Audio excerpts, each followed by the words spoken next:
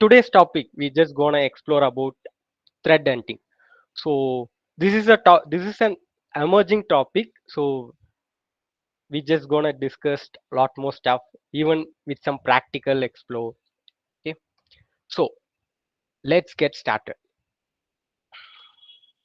So before getting started, so a small intro about me. So already Rakesh has explained a lot about me. So I just repeating the same stuff. So myself Harish Sutan, working as an information security analyst at FAS Global, and a cyber security aspirant with lot more exploring on red and blue team stuff.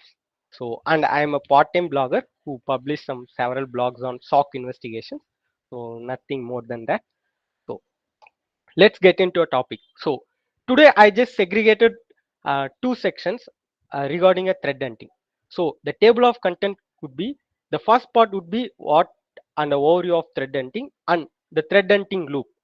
The second part would be the challenges and goals, and we just gonna recollect all what we do.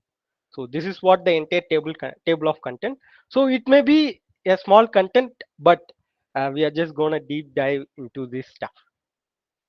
So in this intermediate, I just mentioned some images, and so let me start with some picture. So the picture clearly represent if you are a cyber security beginner, so you just need to learn a lot. So it can't be a endless journey. You just need to learn a lot. So this is what the pitch representing. So let's start. So thread hunting basically thread hunting basically used by many different defensive purpose. So it basically belong to a blue team part. So may due to the current uh, trend of cyber attacks, so we need some advanced technology. If we had some technologies like firewall, IDS and IPS, but it's not enough to defend this cyber threat on the recent cyber threat. So before getting to it, so I just clearly mentioning it, cyber threat hunting is basically a blue team part. So we just gonna explore some stuff which does not previously uncovered or undiscovered. Okay, so before entering it, so I just giving a overthrow about cyber defense. Cyber defense is a proactive or a reactive approach to defense or protect the organization asset from an external intruder. So the main goal of defensive engagement is to prevent from an external intruder. So we just going to prevent from an unauthorized user or some external users who are not authorized to access this specific asset. So to do that, so we need some techniques, tactics to be followed to defend that specific process. So um, many attackers constantly uh, ex- exploiting some vulnerabilities and keep on trying to access some unauthorized access. But in defensive posture, so it need to be defense, it need to be defend from that proactive attacks. So this is what the cyber defense actually does. um, so what does proactive and reactive mention here is, so even like in current trend we just following some reactive approaches. Like if any intrusion has been detected, so we just gonna uh, proactively defend the specific alerts. So this is what that proactive and reactive mention here. So and simply to achieve CIA. So as we are cyber security professional, so we are more familiar with these specific terms.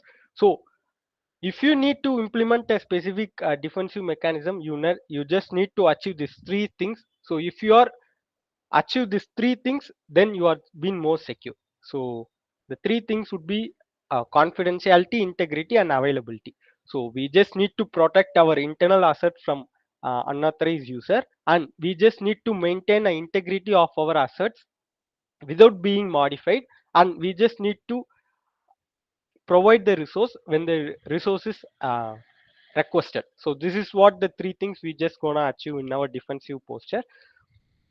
So this is all the overview about the cyber defense. And another image. So we can't. So generally, defensive posture is a firefighting job. So we can't say this is a time to work. This is a specific time to work. We can't schedule it. So this need to be done 24/7 work. So this can't be stopped or this can't be paused for any reasons. So even in COVID situation, we need to follow the specific defense posture. So we can't pause this stuff. Okay. So apart from a overview, so let me start a basic overview of thread hunting. So thread hunting basically evolved in recent trends. Like when you see like after 2019, so it started emerging like thread hunting. Many thread hunting researchers and started exploiting many threads across it. So before entering it, we just gonna see the overview of thread hunting and overview of threads. So what is thread? So threat is basically an intention of harm. In general, threat is a term to inflict pain, injure, or damage. So in general, so it gonna harm or injure or damage to any person. In cybersecurity posture, a malicious act that seeks to steal, distribute, or damage data. So which any external process which gonna deal which gonna disturb or damage the specific data is considered as a threat.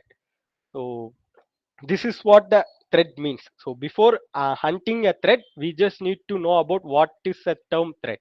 So that's why I just mentioned this specific para in this. So many researchers believe threat hunting no longer an option but a necessary. So in recent cyber attack, due to the recent cyber attack, so threat hunting became a mandatory one. So it in previous years it been some optional stuff, but in recent trend it gonna be a necessary stuff to implement it and need to be follow and practice stuff. So this is what the overview about threat. And so what is threat hunting? So as I previously said, so it's a proactive detection of malicious activity, simply a combination of finding plus detecting unidentified activity.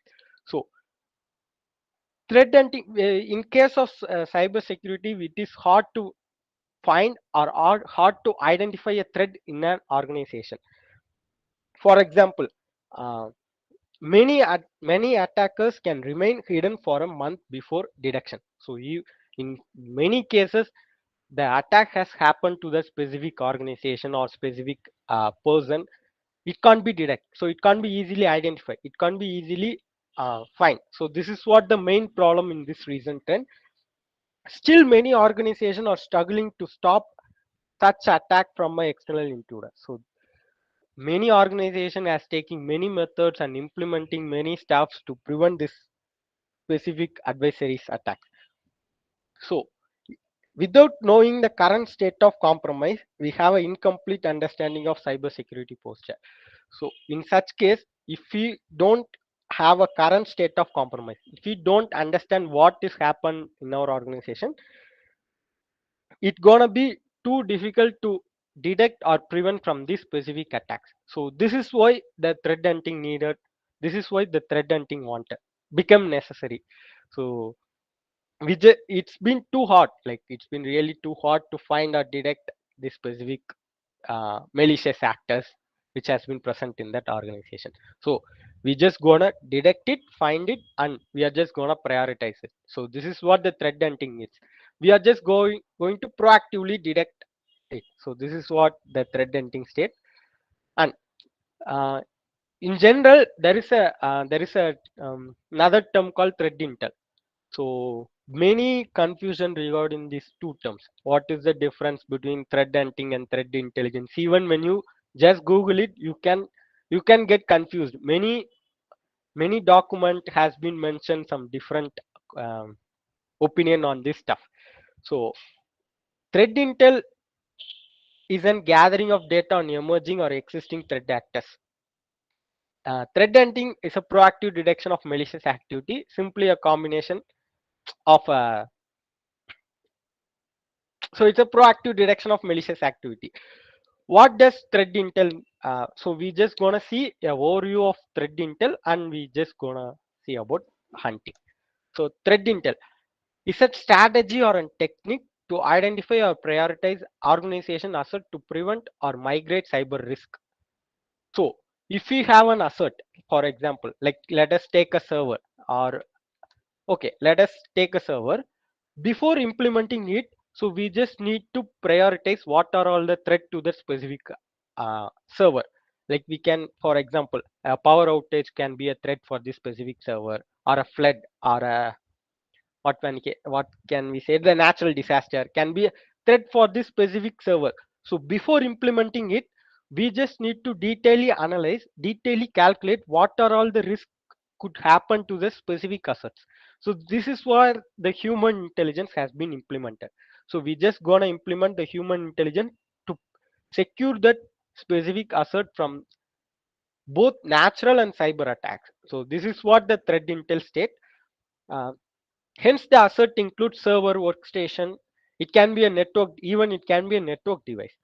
It generally depends on the organization posture. Like if an organization has some servers, has some network device, it need to be prevented from external attacks. So this is what the threat intel state. The best example we can say, like how we can prioritize these specific assets. There is a analysis named cron jewel analysis, which has been developed by Maitre to prioritize the organization asset and to implement the security posture on it. So this is what the specific analysis do. So this need both a non-technical and technical works. Non-technical works needs to be categorized what are all the specific risk to the specific asset, and technical work to implement what are all the stuff to prevent the specific risk. So this is what the threat intel state. So we in this specific thread intel, we need the existing data of thread hunting. So it's a combined state. Like we just gonna implement thread hunting plus thread intel. So it's some sort of combined process, like thread hunting and the thread intel. So moving further, so pain of pyramid. So if you want to be a thread hunter, if you are started searching for thread hunting stuff, you definitely came across this specific terminology, pain of pyramid. So what it state, like what is gonna define. So it has some several steps based on the difficulties to detect, simply to detect. So there are 6 stages where we can gather, or where we can hunt the specific malicious actors or malicious threat. So the first, this is a bottom up layout, so we just gonna see one by one in the bottom. So first, hashes. In practical, many organizations depends on hashes. So why hashes has been used for defending uh, malicious actor. For example, if every application has some unique hashes, like for general, if you are downloading some stuff, like for example, if you are downloading some exe file, in that specific downloadable uh, application, you can see a specific hash value. So it gonna represent, it is the exact match which gonna match this application. So if there is a modification, if there is a malicious stuff happens in the software, the hash value gets changed. So it been more easy for defenders to match the hashes and to detect the maliciousness. So to be more clear, so if a developer is developing a specific application for storing some stuff, like for example, we are just gonna create some WordPad kind of stuff. So the developer has successfully completed the entire project, and he just gonna generate a specific hash for the specific project. So the hash remains stable if, unless or until if any changes has been happened to the specific exe. So the developer has completed the project and generated a hash, and the file got published. If an attacker has modified the specific exe, so then the hash value gets changed. So it's been more easy for detecting the malicious activity based on hashes. So this is what the first line of defense. Like if organization has been implementing some cyber security or some defensive mechanism, they're just going to implement this stuff. Even hashes are being followed for many antivirus applications, like Avast. Many has been followed this specific baseline hash based detection. And moving off, so there is an IP address. So generally hashes are based on some endpoint stuff, like it gonna install on some endpoint application or some systems. So this gonna done for EDR as like endpoint. For IP, so it's totally based on network stuff. So finding and detecting a maliciousness over IP is somewhat difficult comparative to the hashes, because it's not easy to determine a specific IP as a malicious unless or until we have a clear uh, report regarding it. There are many public forum, like we can say Virus Total. They just we can contribute our stuff. Like there is a malicious IP has done some scanned stuff, so we just gonna report that specific IP, and we just gonna mark that IP as a malicious one. So IP based detection was somewhat difficult comparative to the hashes. And further moving, domain names. So so as same as IP, so the domain based identification was also little bit harder compared to the rest too. So this is what the hierarchy state. But before entering into a top three, so the bottom three was baseline. So this is what the baseline. This is what the base reality that every organization has been implemented, like detection based on hashes, detection based on IP address, detection based on domains. So this is what that baseline security. The top three, which we are gonna see what that actual hardcore, because it's been too hard to detect these activities on the organization. For example, we can say network or host artifact. As network based analysis was too difficult compared to endpoint detection. So we just need, because organization does not has some difference like proxies, NAT, etc. So it's been too hard to determine the source of the specific attack. So this is what the hardest part of network. And many attackers are constantly exploiting the vulnerabilities on network part. So they can easily spoof, they can easily intercept and modify the values. So these make the specific detection more harder comparative to the hashes, IP, and domain based uh, detection. So the bottom three are okay, like it can be done from, it can, the data, like the data can be shared in a community, so we can visit some open source community to detect the specific stuff. But the top three are behavior based analysis, so we just need to entirely understand the behavior of that specific stuff to determine the maliciousness of that specific actor. And moving on top, so there is a tool, like in case of tool, so it gonna represent two divisions. The first one is gonna be a stimulation. So we are just gonna stimulate the specific attacks, and we just gonna gather the threats, we just gonna gather the IOC, and we just gonna modify or fine tune our detection mechanism. So this is what the first part is. And the second part is, we are just gonna determine the behavior. We're just gonna determine the tool which the attacker used based on the behavior. So this is what the tool specifically mentioned is. So as we already know, there are many tools, like we can, like simply we can say there is a nmap, burp shoots, there is a n number of tools. So if in a defensive poster, by the activities of the network log, we just gonna define these specific tool are being used for this specific time frame. So this is what the tool explains. So I just gonna give a small demo on this stuff, so it would be more easy to understand what exactly it does.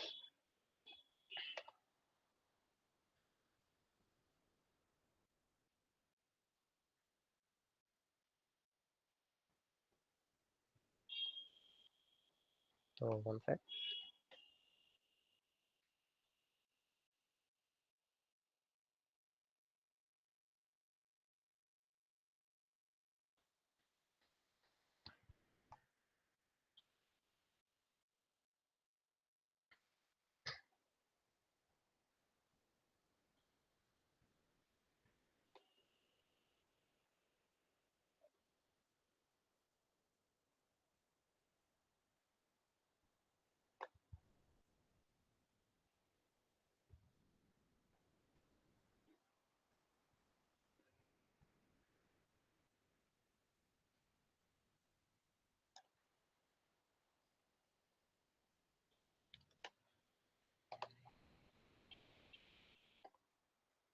So this is a small example how the tool like how we just gonna determine the detection of tool based on their network traffic. So this is a small illustration. So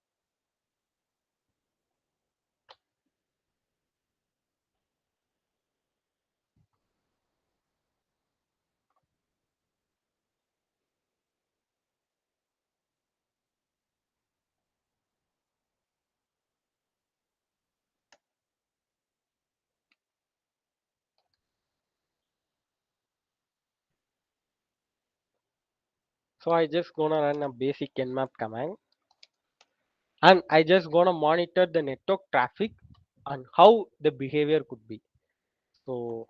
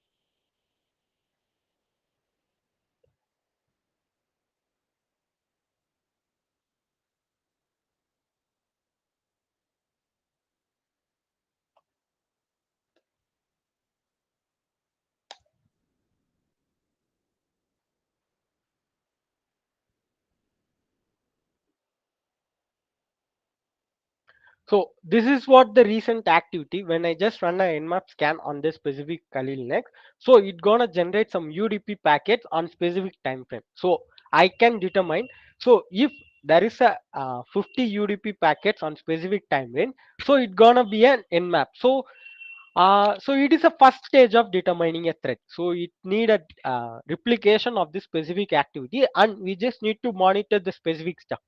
Tool based analysis was completely hard because we can't many false positive has been triggered on this specific technique, so it can't be determined. It can be sometimes TCP packets, like we can custom create the TCP in nmap. So it needs some deep understanding and deep analysis on this specific stuff.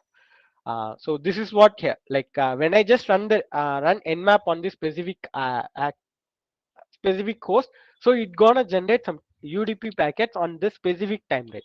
So on based on this, we can determine if the data packets for this specific time frame has a UDP, then it gonna be an nmap scan. So then the detection can be fine tuned and it can be improved. So the detection are being improved in a step by step basis. So it needs some time, it needs some more time. So this is what the challenge on this specific defensive posture. And we just see the tools, like we in general we can replicate every tool. Like if you are running a metasploit, we need to monitor our host based, and we just need to monitor our network based activity, and we can finally fine tune our security posture. So this is what the tool section represent. And the final was TTP. The TTP always rules the pyramid. So because it been too hard for many detection, many detection, even advanced detection techniques can easily detect the TTP activities. So this is what the specific reason for TTP to stand at the top of the pyramid. So the best example for TTP is SolarWind compromise. So this specific attack, so I just mentioned some previous stuff also. So this specific attack was ruled the year 2020. So this specific attack has a pattern, so it remains unhidden for more than I guess like it's at 1 year. More than 1 year, the specific attacks has been unidentified and at many companies. Even you can't believe at even at Microsoft and even at FireEye, they can't detect the specific compromise. So this is what the TTP states. So TTP's behavior was not was too difficult to identify. Even we have some advanced defensive technique like WAF, IDS, IPS, etc. So I just gonna give an overview about this specific attack. So the attack path was entirely amazing. Like if you are deep look into a specific SolarWinds compromise, it gonna like it it been more difficult to replicate this specific attack. So we can see these types of attacks very rarely. Like we can see the Stuxnet and SolarWinds compromise. These types of attacks are too rare for this specific stuff. So the SolarWinds compromise start from a publicly hosted GitHub repo. So first initially the attacker targeted this publicly hosted GitHub repo of this SolarWinds product Orion. So the user just brute forces to get a compromised account. Like there is a user keep a who kept his password as a simple one, like we can say like SolarWinds 123 dot. So this is what the exact password for the GitHub repo. So these make more vulnerable and more targetable to that attacker.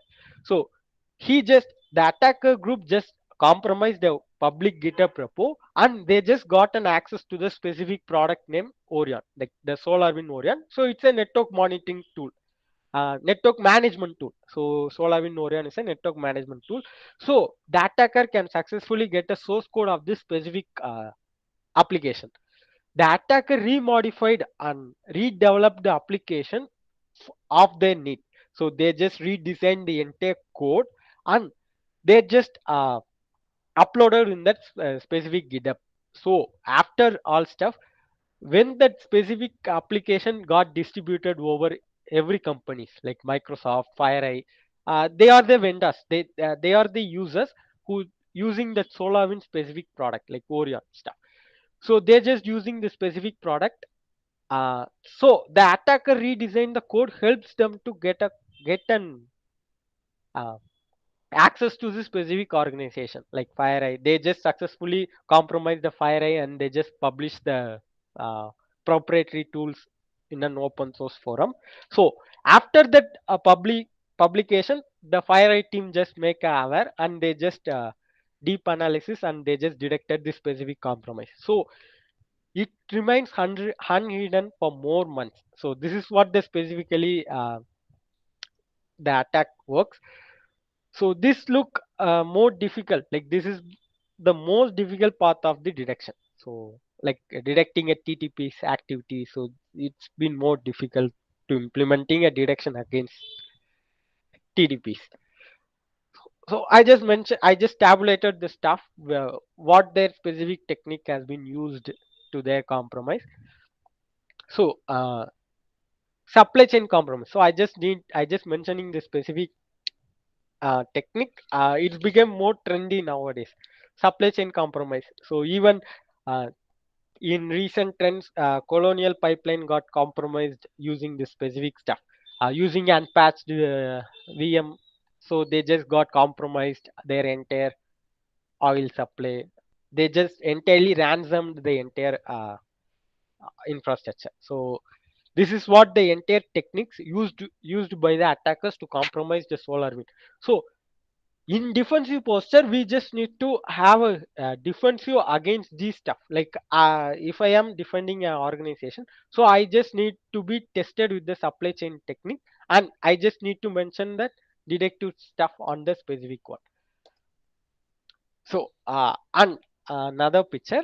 So this is what the picture state, like a vulnerability with CVSS of score of 10, it's not an threat. uh, Even a ransomware attack is not a threat, but a SolarWinds supply chain attack has ruined the entire industry. So it's been more shocking. Like it revealed on December, I think, like November or December at the end of 2020. So it's been too shocking for many researchers because it stayed hidden even at a FireEye. So this is what the key stuff was. So after that, like I just mentioned some simulation tools. So simulation, like why the simulation is mandatory? Because we are just gonna replicate these TTPs and we just gonna observe the behavior and we just gonna replicate the detection. So this is what the simulation gonna be. So I just mentioned some open source simulation tool where many red teamers has been uh, used this stuff. Like the first one is Calidra, the product of Atomic Red Team script by a Red Canary, and Meta by Uber, and APT Simulator, and the Infection Monkey. These tools are being open source. Even we can download and we can test our environment. After assessing our environment, we just gonna collect the entire detail and we just need to implement or patch the specific uh, re, patch the specific technique. So this is what the simulation is mandatory. So I just mentioned some top 5 simulation open source simulation tool. So yeah, moving forward. So before we just see the basic core of thread, like what is thread, what can how the thread has been working, like the pain of pyramid, like how the organization has been defending many threads, like the IP based, the hashes, domain based, network artifacts, TTPs, and TTP. So these how the organization has been working on this specific stuff, and how the thread hunting actually work on organization. Like we are just gonna see the real working, like the real workflow of thread hunting loop. So the loop gonna represent how the flow, how it's working on a real time. Okay. So basically thread hunting involves some several teams. So the first would be the incident responder. So it is mandatory a SOC team. The second would be a SIM engineer. So they just need to fine tune some rules or stuff. And the third would be a malware analysis team. So it is mandatory involved for this specific threat hunting team. So it requires 4 divisions. The first incident response team, malware analysis, SIM engineers, and the fourth the threat hunter. So these state that these these four are the combination of proactively finding and directing. Like we just gonna involve this 4 team to proactively determine the specific malicious actor in our organization. This is how the thread hunting would work. So I just mapped some mapping for this specific stuff. So the as I previously said, the 4 team has been involved in this specific process. First, the incident responder. Basically, incident response rely on some historic record. Like if you have some malicious records of IPs, we are just gonna block. If they are just communicating to our network, we just gonna implement a block, or we just gonna apply some rule to detect and block it. But in this advanced mechanism, we need some advanced tech. Like that, if there is a malware, like we just gonna classify it into a two part. Like first would be a malware, second would be a network stuff. So the first, if we just detected with some malware sample, we just gonna give it to a malware analysis team. They just do a static and dynamic analysis to find the IOCs for this specific malware, and they just forwarded the specific IOC to the SIM engineer team. So they just gonna modify the rule for the detection. So this is the part one. So if there is any malware samples, so the malware analysis team gonna work on it, and they just gonna collect the IOCs for the specific analysis, and they just gonna forward it to a SIM engineer team to fine tune the specific and the the second would be a network artifact. So that the threat hunting teams keep on exploring the top three of from it. So as I mentioned, the network artifacts, the TTPs, and the tools. So they just keep on testing the infrastructure simultaneously with the specific tree one. They just gonna run some simulation tool. They just gonna analyze the network traffic and gonna determine the IOCs and hashes. In addition, threat hunting team should be aware of recent attacks, like the recent CVEs. They just need to be aware. So this is what the tough situation for this. They just need to update them regularly on daily basis, and they just need to run the simulation, and they just need to collect the hashes or IOCs and to fine tune the specific detection mechanism. So this is how the flow of threat hunting works. So in real life, so this is how the flow has been implemented and working. So and we just gonna see a threat hunting loop. How if I am a threat hunter, how I can classify, how I can take a specific hypothesis and how I can apply my own investigation. So the first would be a create hypothesis. Hypothesis creation. Uh, what could be it? If you are taking some tool based, like for example, we as we replicated it, we are just going to determine the nmap direction. So this is what the first hypothesis. So as a thread hunter, I just need to create a deductive direction rule for the specific nmap scan. So I just need some test machines, and I need the nmap tool. So and I just gonna monitor every part, like even a registry value, even the service based monitoring should be done on the specific test. And after implementing all that thread, all the setups, we are just gonna run the nmap on the specific test server. When we are just running a specific tool on that test machine, we can observe the modification and changes which has been directed on this specific test machine. So this is we just gonna uh, discover the new pattern. So if so we found like if the UDP packets has been transferred within 10 seconds, has been reported within 10 seconds, it could be a nmap scan. It could be not a confirmation, it might be an nmap scan. So by confirming it, we just need to deep analysis and we just need to justify the specific activity. So this is what the thread hunting would be. Like if I determine, so if 10 UDP packets in a specific time frame is a nmap scan, I just need to be classified with the other additional stuff too. Like, is there any other packets has been reported on this specific time frame? So it need to be deep digged on that specific pattern. So first part of thread hunting is creating a hypothesis. We just gonna discover a tool based direction. Second, we just gonna investigate via tool. Like we just gonna run the setup and environment, and we just gonna run the two specific tool, and we just gonna discover the new patterns. So this is what the thread hunting does. And they enrich the detection rule. After detecting the new patterns, they just gonna update or fine tune their detection rule. So this is what the thread hunting loops.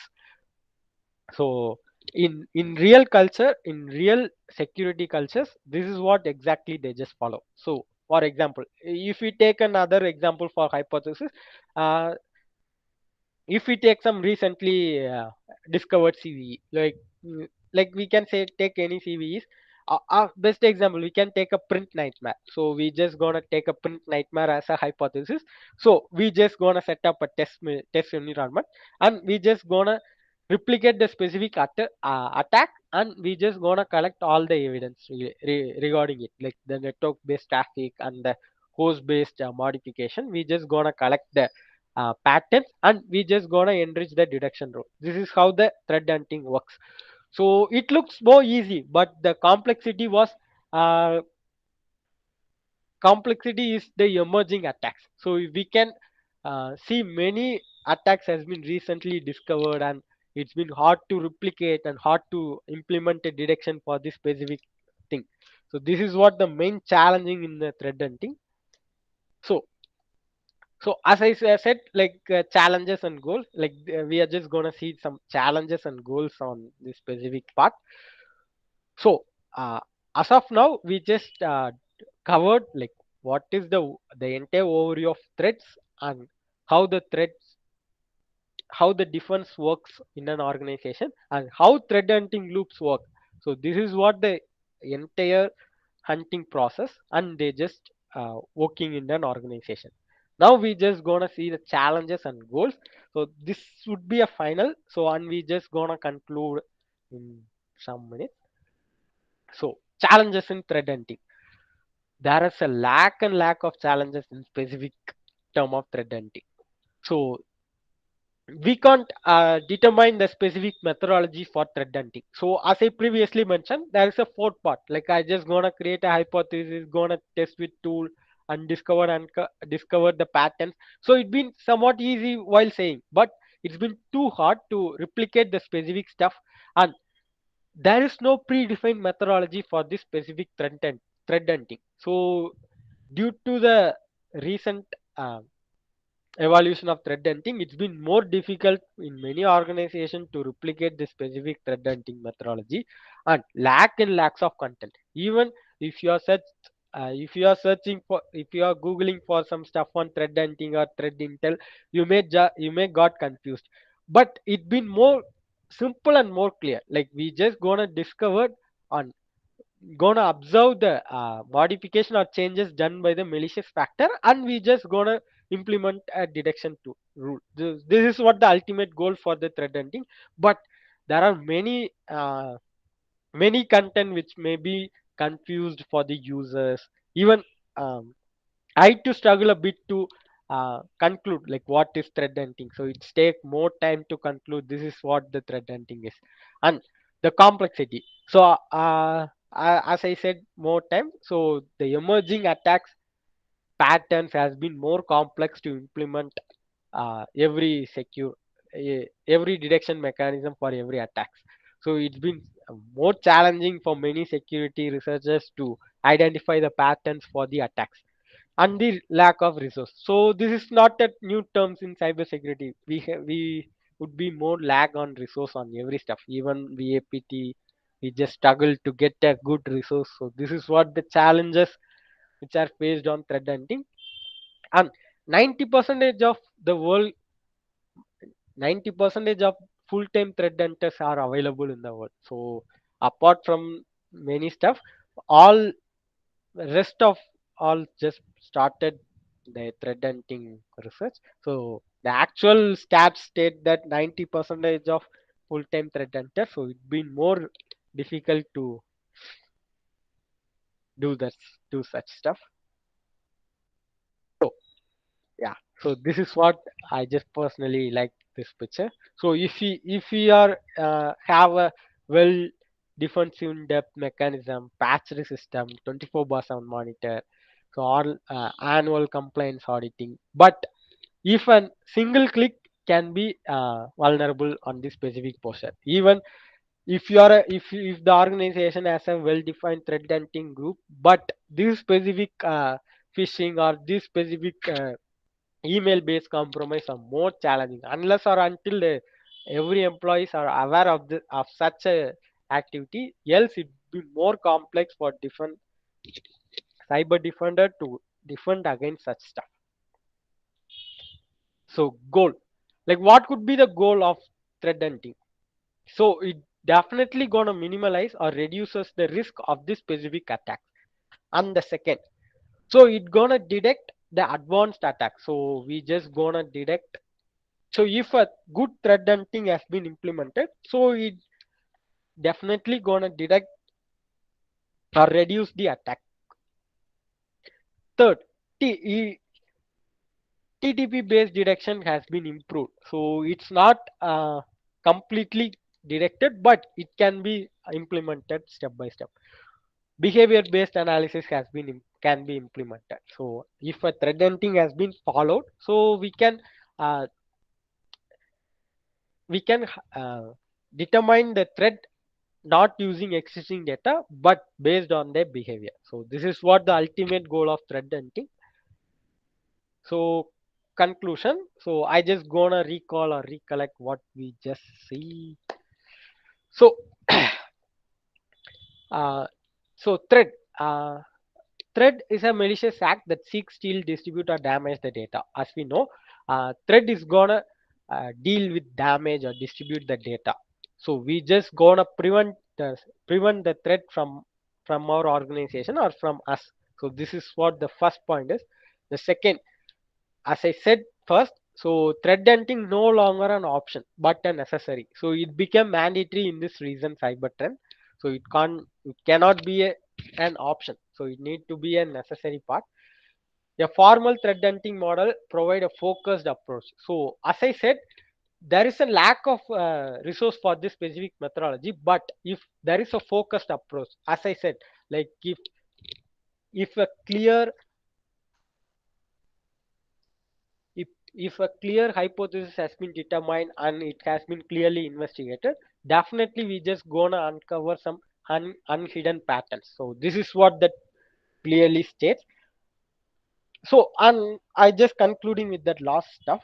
So thread hunting can't be implemented at the first try. So it needs some maturity model. So generally thread hunting maturity model has been developed from a baseline. So first we just need to define the organization based on the hashes, IP, and domain names.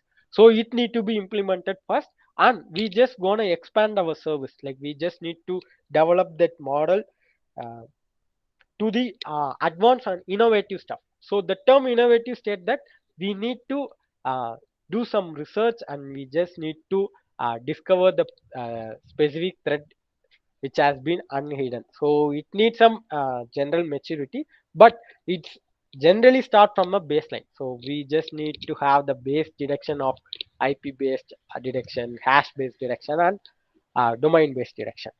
So this is what the thread hunting which exists on the real life. So I just concluding it before thing is seeing this image. Even though we just implemented every step, so many cyber threats has been emerged. So it's been too hard, and we can't. So the main issue here is the budget. So every organization has been failed to invest in this specific resource. It's been too costly too. So this is what the main vulnerable of defensive posture. Yeah. So I hope like you just understand what is that thread hunting and how the thread hunting works on the real life. So thanks all. Thank you for such a great time. It's a Sunday evening. Hari, I'm having a doubt. Yeah. Yes. Whether threat hunting and threat modeling are same or how does it differ? Yeah. Thread. Like as I said, like it has been classified into three categories, like thread hunting, thread intel, and thread modeling. So thread modeling are similar to thread intel. So thread modeling, we just gonna prioritize an asset and we just gonna find the specific thread. Thread intel is somewhat advanced, so we just gonna implement some automation for the specific direction. So this is what the major difference between the thread model and thread intelligence. So I just not mentioned in that slide. So thread modeling is basically if I just bought a car, what are all the threats to that specific car? So it can be crashed, it can be fired. So this is all the threats. So I just need to prevent the specific asset, the specific car from that threat. So this is what the modeling does. So the threat modeling does there's a pre-investigation regarding the specific asset and gonna determine the specific risk and implement the direction. So this is what the thread modeling. Generally, it's a emerging one. So if many organization has been implemented, not implemented a thread modeling stuff. So they just follow thread hunting. This is what the reality exists. Thank you. So, guys, if you have any questions, you can unmute your mic and ask, or you can even ask in the chat section. Asanine Javed asked, what is hashing? Okay, sorry. So hash. So generally, hash is an algorithm. So like hash is an algorithm which gonna generate for every file. So if I just created a file called test.exe. So it gonna have some specific value which can't be changed unless or until the program specific program has been modified. So if I am creating a hello world program, for example, so I just opened a terminal and I just created a hello world program in Python. So the file name was hello.py. So when I generated the hash for this specific file, so there is a hash value which remains unchanged. If the attacker, unless or until, if I enter into a specific folder and I just do some changes, like I just remove the hello world and I just mention Hari, so the hash value definitely gonna change. So then this can be used for detection. So where the integrity gets changed. So this is the main use of hashes. So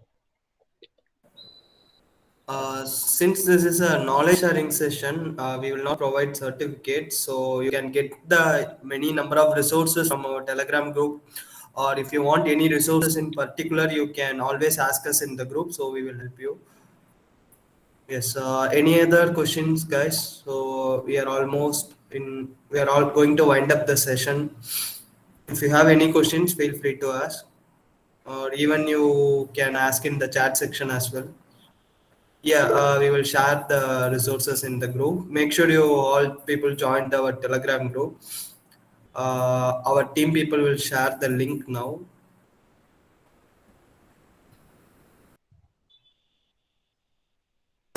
Okay, actually, thanks for the Harish Sushant, bro. Actually, it was a great and amazing session over here. I hope every participant was benefited and learned something new today. So this is Know How series. We actually what we do is like we keep sharing our knowledge in the cyber security every week from now. Actually, this is our second version, and the first version actually we did it for continuously for a 8 week session, and this session is actually totally recorded and it will be posted in the YouTube. So make sure you follow all our social media handles. Thank you everyone for joining. We will be conducting this session every week, so make sure you stay updated to the social media handles. Thank you everybody for joining the session, and special thanks to speaker Hari Sushant. Thank you.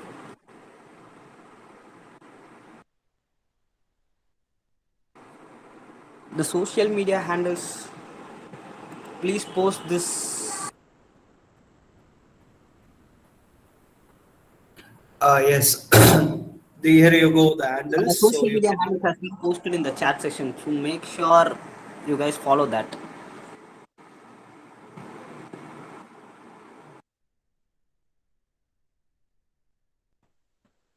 Thank you, everyone. Bye. We will see you next week.